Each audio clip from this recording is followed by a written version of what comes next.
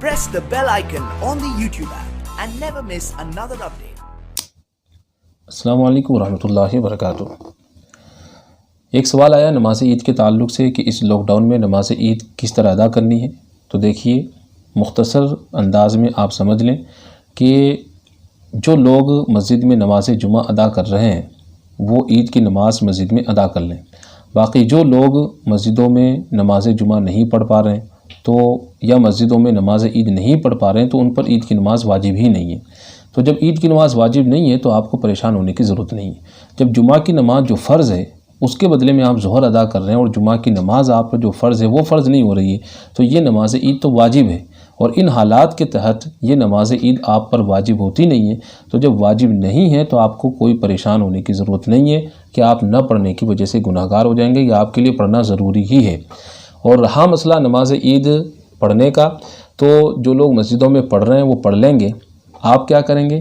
تو آپ پر واجب تو نہیں ہے، لیکن پھر بھی اگر آپ رمضان المبارک کے شکریے میں کہ اللہ نے آپ کو توفیق دی نماز تراویح پڑھنے کی، قرآن پڑھنے کی، روزے رکھنے کی، صدقہ فطر ادا کرنے کی، اس کے شکریے میں اگر آپ کچھ کرنا چاہتے ہیں تو آپ 2 رکعت نماز نفل شکرانے کے طور پر ادا کر لیں۔ اور اگر آپ چاہیں تو مسجد میں نماز عید ہو جانے کے بعد آپ نماز چاشت ادا کر لیں۔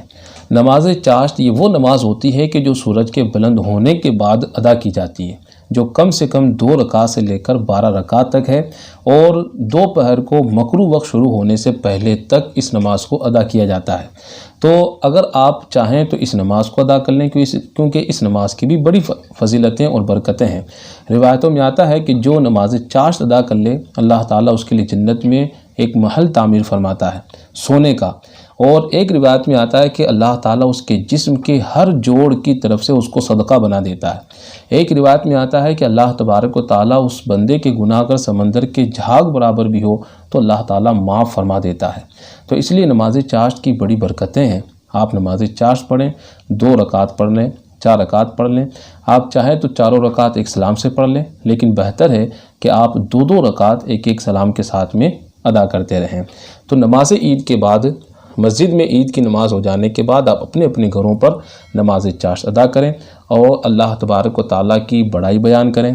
اللہ اکبر کی تسبیح جو ہے یہ آپ تقریباً 34 مرتبہ آپ اس کو پڑھیں، اور اللہ تبارک و تعالیٰ کی بارگاہ میں دعا کریں کہ اللہ تبارک و تعالیٰ ہمیں تمام مسلمانوں کو، پورے ہندوستان اور پوری دنیا کو اس وبا سے جلد از جلد محفوظ فرمائے اور عافیت عطا فرمائے۔ السلام علیکم ورحمۃ اللہ وبرکاتہ۔